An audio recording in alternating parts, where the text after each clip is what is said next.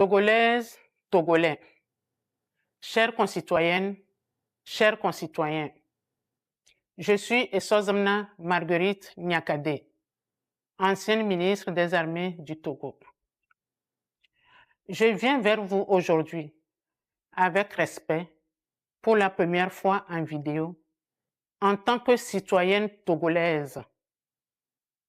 Je viens vous parler avec franchise et responsabilité, mais également avec un profond amour pour notre pays, le Togo.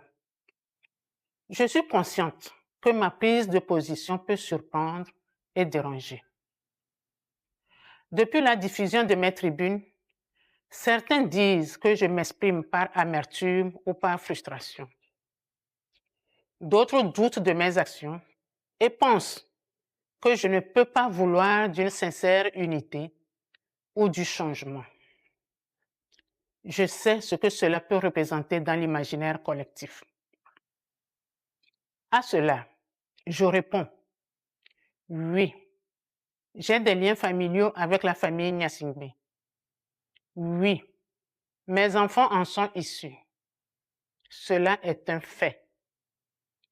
Mais il n'enlève rien à mon droit de m'exprimer en toute conscience sur la situation du Togo. Avant d'être lié à une famille ou à une communauté, je suis avant tout une citoyenne togolaise, lucide, qui n'accepte pas de garder le silence face à ce que subit mon pays, notre pays.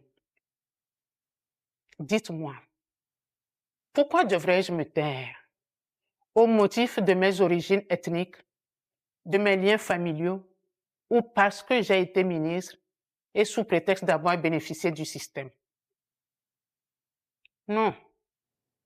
Garder le silence face aux dérives que j'ai constatées quand j'étais dans le gouvernement serait trahir les valeurs qui me sont chères et qui constituent mes repères de vie. Ce serait renier ma conscience. Ce serait trahir le peuple togolais. C'est donc en toute légitimité que je revendique aujourd'hui mon droit de parole et que naturellement, je me joins aux voix qui appellent au changement. Vous savez, seuls les esprits fermés refusent d'évoluer. Chères concitoyennes et chers concitoyens, le silence dans ce contexte est une faute morale. L'inaction est une complicité et il est important de ne pas laisser la peur dicter nos actions et nos choix, car c'est en surmontant nos peurs que nous pouvons réellement avancer et agir de manière plus éclairée et courageuse. Dès les premières heures de son indépendance, le Togo n'a jamais connu la paix. Pas la vraie, pas celle qui libère et qui rassemble. Le Togo est resté enfermé dans un cycle ininterrompu d'abus, de violence et de répression contre sa propre population.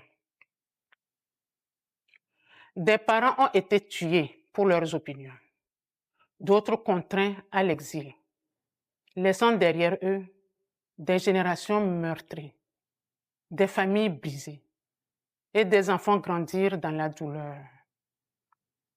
Des Togolais, qu'ils soient du nord, du sud, de l'est ou de l'ouest, ont été contraints de fuir leur propre pays, non pas pour une meilleure vie, mais pour survivre. Toutefois, il n'y a pas que ceux qui sont partis. Il y a aussi ceux qui sont restés. Ceux qui vivent au Togo et qui ont appris à se taire par peur et par instinct de survie.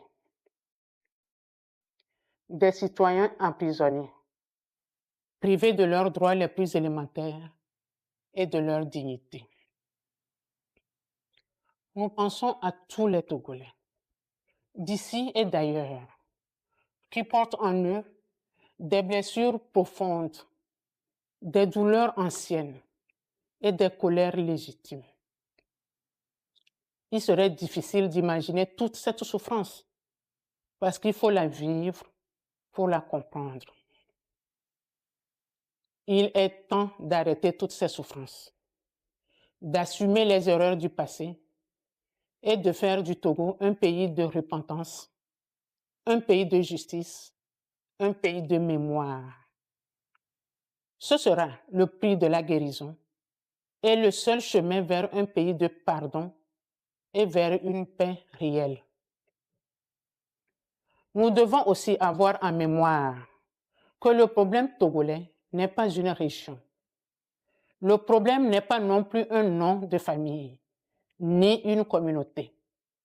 Le vrai problème, c'est un système qui a trahi les espoirs du peuple. Et ce système doit être combattu et changé.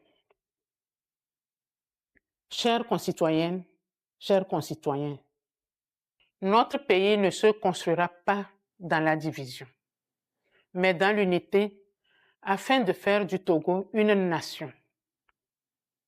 Nous avons tous un rôle à jouer afin que nos concitoyens de l'extérieur puissent rentrer chez eux et que tous les Togolais vivent en paix, parlent sans peur et marchent sans crainte. C'est ensemble que nous reconstruirons notre pays dans la fraternité et la détermination. Le temps du silence est terminé. Le moment est venu de dire les choses avec clarté. Nous avons besoin d'un Togo nouveau, d'un pays libre, juste, réconcilié et tourné vers l'avenir. Le Togo est en effet un pays riche, doté de ressources humaines et naturelles considérables. Il devrait être un modèle de développement. Hélas, les années de privation de liberté, de mauvaise gouvernance, de corruption endémique et d'impunité ont gravement compromis notre avenir collectif. Nous sommes conscients qu'il n'est pas facile de gouverner et de diriger. Mais le régime actuel a eu le temps, les moyens et toutes les opportunités pour changer le destin du Togo. Malheureusement, il a échoué et il n'y a plus d'excuses. Laisser Faure Gnassingbé au pouvoir encore ne changera rien.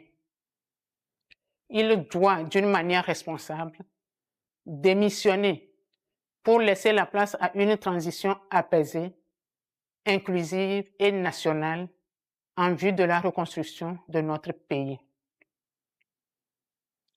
Le peuple togolais doit prendre ses responsabilités pour intensifier son engagement citoyen dans la paix et la légalité pour que le changement tant attendu devienne réalité. Le Togo doit renaître.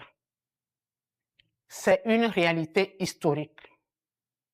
Aucun peuple ne peut accepter indéfiniment cette oppression, cette misère, ce mépris et cette injustice.